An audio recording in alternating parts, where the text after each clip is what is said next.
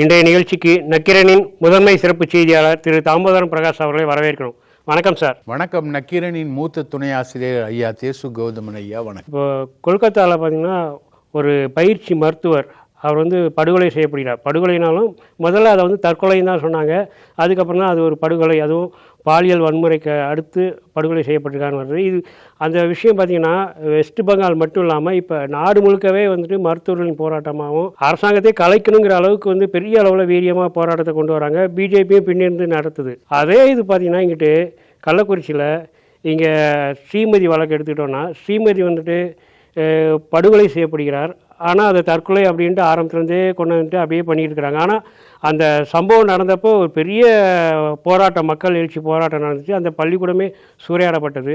ஆனால் அதுக்கப்புறம் அந்த வழக்கு அப்படியே நீர்த்து போச்சு. அது பெரிய அளவில் கொண்டு வரப்படாமல் ஸ்ரீமதி தற்கொலை தான் செய்யப்பட்டாருன்னே அடுத்தடுத்து வாதம் வச்சுக்கிட்டே வராங்களே. இது என்ன தான் ரெண்டையும் கம்பேர் பண்ணுறப்ப? ரெண்டுத்தையும் கம்பேர் பண்ணும்பொழுது இன்றைக்கி கல்கட்டாவோட பொசிஷன் மம்தா பானர்ஜி ராஜினாமா பண்ணிட்டு போகிற அளவுக்கான சூழல் அங்கே சட்டம் ஒழுங்கு அந்த அளவுக்கு மோசமாக போயிட்டுருக்கு. வங்கதேசத்தில் நடந்த மாணவர் எழுச்சி பார்டர் தாண்டி கல்கத்தாவுக்கு வந்துட்ட மாதிரி ஒரு மாணவர் எழுச்சி வந்திருக்கு. இப்போது ஸ்ரீமதி வழக்கில் நடைபெற்ற போராட்டத்தில் அவங்க சொத்துக்கள், பள்ளியோட சொத்துக்கள் சேதப்பட்டதை ரொம்ப பெருசாக எல்லாரும் கண்ணீர் விட்டாங்க. இப்படிலாம் சேதப்படுத்தலாமான்னு. அதுக்கு காரணம் அந்த பள்ளி நிர்வாகமே அடியாட்களை செட் பண்ணி அவங்க தான் கலவரத்தை ஏற்படுத்தினாங்க. ஆதாரங்களை மறைக்கிற மாதிரி முழுக்க முழுக்க இது பண்ணாங்க. இப்போ நீங்கள் பார்த்தீங்கன்னா அந்த டாக்டருடைய இதுக்கும் ஸ்ரீமதி இருக்கக்கூடிய கம்பேரிசன் பார்த்தீங்கன்னா அதையும் தற்கொலைன்னு தான் சொன்னாங்க, இதையும் தற்கொலைன்னு தான் சொன்னாங்க. 1 2 அதுலேயும் கம்ப்ளைனண்ட் அந்த ஹாஸ்பிட்டல் மேனேஜ்மெண்ட் கிடையாது. அந்த பொண்ணு இறந்ததுக்கான கம்ப்ளைண்ட்டை போலீஸுக்கு சொன்னது ஹாஸ்பிட்டல் மேனேஜ்மெண்ட் கிடையாது, பெற்றோர் தான் சொல்கிறாங்க. அதே மாதிரி ஸ்ரீமதியிலையும் அந்த பொண்ணு இறந்ததற்கான கம்ப்ளைண்ட்டை ஸ்ரீமதியுடைய அம்மா தான் சொல்கிறாங்க, பள்ளி நிர்வாகம் சொல்லவே இல்லை. அதே மாதிரி போஸ்ட்மார்ட்டத்தில் அதே மாதிரி இடுப்பெலும்பு முறிஞ்சிருக்கு, எல்லாமே ஆயிருக்கு. கன்னித்தன்மை சோதனை அந்த பொண்ணுக்கு பண்ணி பார்த்தாங்க.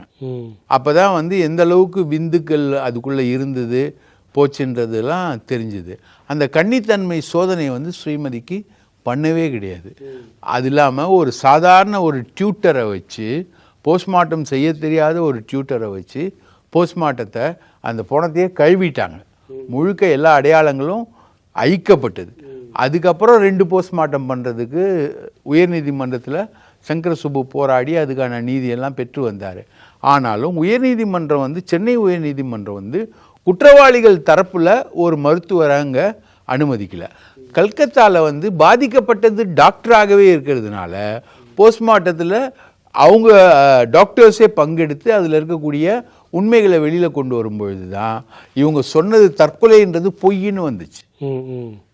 அதில் பாதிக்கப்பட்டது ஒரு டாக்டர், இதில் பாதிக்கப்பட்டது ஒரு மாணவி. அங்கே டாக்டர் பாதிக்கப்பட்டனால அவங்க மனசாட்சிக்கு விரோதம் இல்லாமல் அவங்க சொல்லிட்டாங்க. டாக்டர் பாதிக்கப்பட்டதுனால உண்மை வெளியில் வந்தது. இங்கே டாக்டர் இல்லாததுனால போயிடுச்சு. இப்போது கோகுல்ராஜ் படுகொலை வழக்கில் என்ன நடந்ததுன்னா, பாப்பா மோகன் உட்பட எல்லாரும் போராடி கோகுல்ராஜ் தரப்பில் ஒரு டாக்டரை செட் பண்ணி அவங்க போஸ்ட்மார்ட்டத்தில் இருக்க செய்யும்பொழுது தான் கோகுல்ராஜ் தற்கொலை பண்ணிக்கிட்டாருன்னு அவரே வீடியோவில் பேசி லெட்டர்லாம் எழுதி எல்லாம் ரெடி பண்ணி வச்சுருந்தார் யுவராஜ். இல்லை, அவர் கொலை செய்யப்பட்டார் அப்படின்றத கண்டுபிடிச்சாங்க. அந்த நியாயமோ நீதியோ ஸ்ரீமதிக்கு வழங்கப்படவே இல்லை.